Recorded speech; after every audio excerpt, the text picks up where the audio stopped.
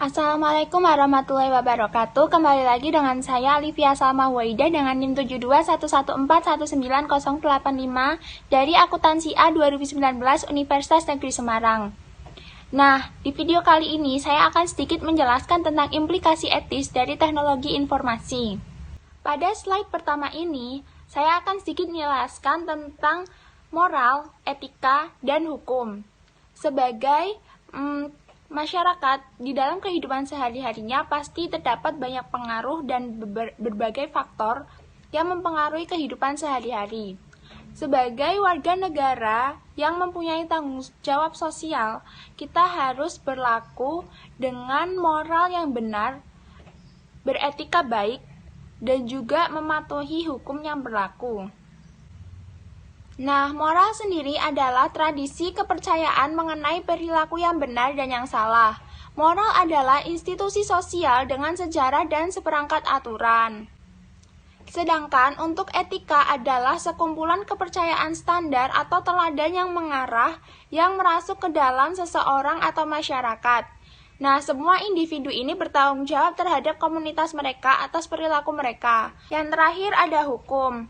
Hukum adalah peraturan perilaku formal yang ditetapkan oleh otoritas yang berwenang seperti pemerintah terhadap subjek atau warga negaranya.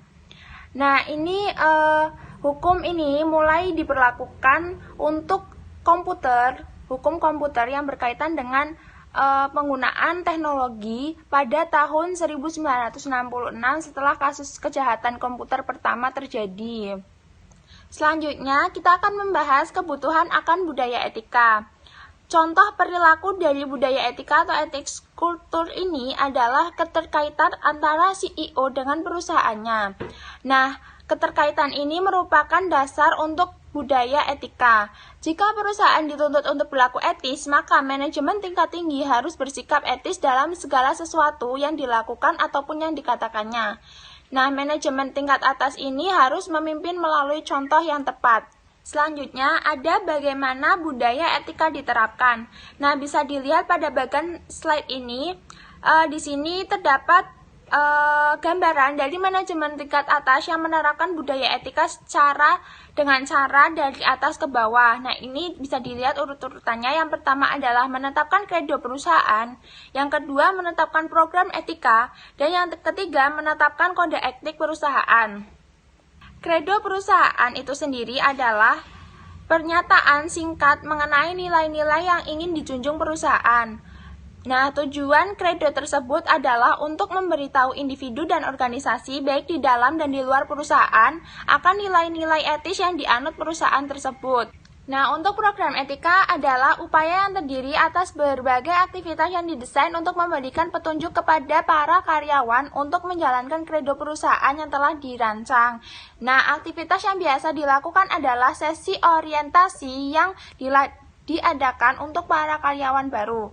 Nah, selama sesi ini perhatian yang cukup besar ditunjukkan untuk masalah etika karena perusahaan sangat membutuhkan karyawan yang beretika baik. Yang terakhir, ada kode perusahaan yang disesuaikan. Banyak perusahaan merancang sendiri kode etik perusahaan mereka. Terkadang kode-kode etik ini merupakan adaptasi dari kode untuk suatu industri atau profesi tertentu. Pembahasan selanjutnya adalah alasan dibalik etika komputer. Etika komputer atau computer ethics ini adalah analisis sifat dan dampak sosial teknologi komputer serta perumusan dan justifikasi dari kebijakan-kebijakan yang terkait untuk menggunakan teknologi tersebut secara etis. Nah, etika komputer sendiri terdiri atas dua aktivitas utama. Yang pertama, seorang CIO harus menyadari dampak penggunaan komputer terhadap masyarakat. Dan yang kedua adalah seorang CIO harus merumuskan kebijakan yang menjaga agar teknologi tersebut digunakan di seluruh perusahaan secara etis. Pembahasan selanjutnya ada alasan pentingnya etika komputer. Nah, di sini terdapat 3 alasan utama di balik minat masyarakat yang tinggi akan etika komputer. Yang pertama, ada kelenturan secara logis, yang kedua faktor transformasi, dan yang terakhir ada faktor ketidaktambakan. Kelenturan secara logis itu sendiri adalah sebagai kemampuan untuk memprogram suatu komputer untuk melakukan hampir apa saja yang ingin dilakukannya. Nah, komputer akan melakukan tepat seperti apa yang diinstruksikan oleh si pemrogram. Selanjutnya, ada faktor transformasi. Alasan atas etika komputer yang ini didasarkan pada fakta bahwa komputer dapat mengubah cara kita mengerjakan sesuatu dengan drastis. Salah satu contohnya itu adalah penggunaan email. Email ini tidak menggantikan surat biasa atau sambungan telepon, melainkan menyediakan cara berkomunikasi yang benar-benar baru. Nah, transformasi ini juga dapat dilihat dengan cara manajer melaksanakan pertemuan. Yang terakhir ada faktor ketidaktampakan. Alasan terakhir ini merupakan minat masyarakat atas etika komputer adalah karena masyarakat memandang komputer sebagai kotak hitam. Seluruh operasi internal komputer tersebut tersembunyi dari penglihatan. Nah, ketidaktampakan operasi internal inilah yang memberikan kesempatan terjadinya nilai-nilai pemrograman yang tidak tampak, perhitungan rumit yang tidak tampak, dan penyalahgunaan yang tidak tampak juga. Nah, di sini juga terdapat beberapa hak yang dilakukan untuk manusia di dalam wilayah komputer. Yang pertama itu hak sosial dari komputer, ada hak privasi, ada juga hak untuk mendapatkan keakuratan, hak kepemilikan, dan yang terakhir adalah hak mendapatkan akses.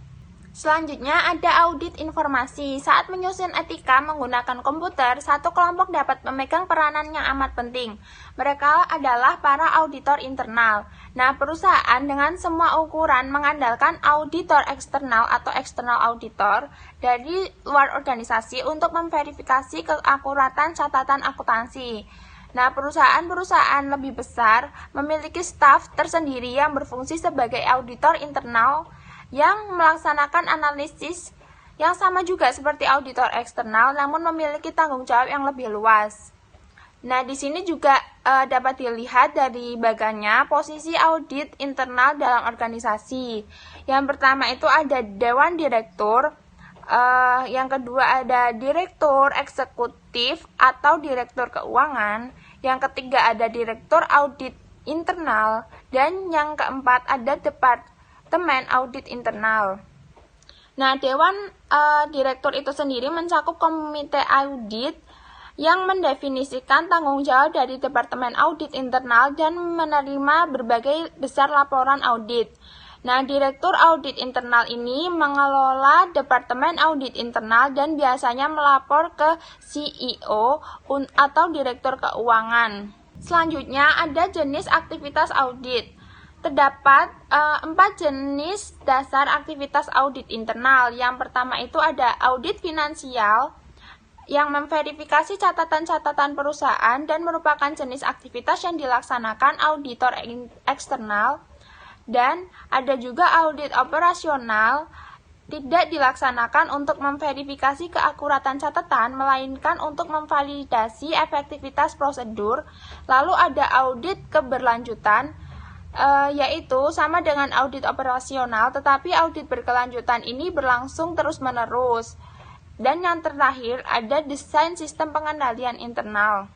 Pembahasan selanjutnya adalah menerapkan etika dalam teknologi informasi. Yang pertama itu ada kode etik. Di sini ada kode etik dan perilaku profesional. Ada 4. Yang pertama, keharusan moral umum. Yang kedua, tanggung jawab profesional yang lebih spesifik.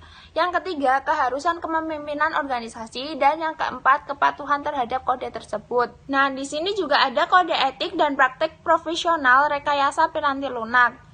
Kode ini mencatat pengaruh penting yang dapat diterapkan para ahli piranti lunak pada sistem informasi dan terdiri atas ekspektasi di 8 hal penting ini. Yang pertama ada masyarakat, klien dan atasan, produk, penilaian, manajemen, profesi, kolega, dan yang terakhir adalah untuk diri sendiri.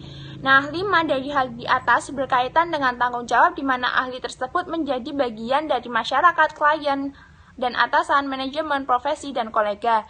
Nah, 2 hal, produk dan penilaian, berkaitan dengan kinerja profesional, dan 1 hal lagi yaitu diri sendiri, mengacu pada peningkatan diri sendiri.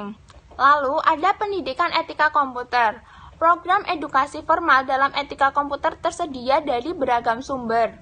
Yang pertama itu ada mata kuliah di perguruan tinggi, program profesional, dan program edukasi swasta. Nah, cukup sekian pembahasan saya mengenai implikasi etis dari teknologi informasi. Jangan lupa tunggu video selanjutnya. Terima kasih. Wassalamualaikum warahmatullahi wabarakatuh.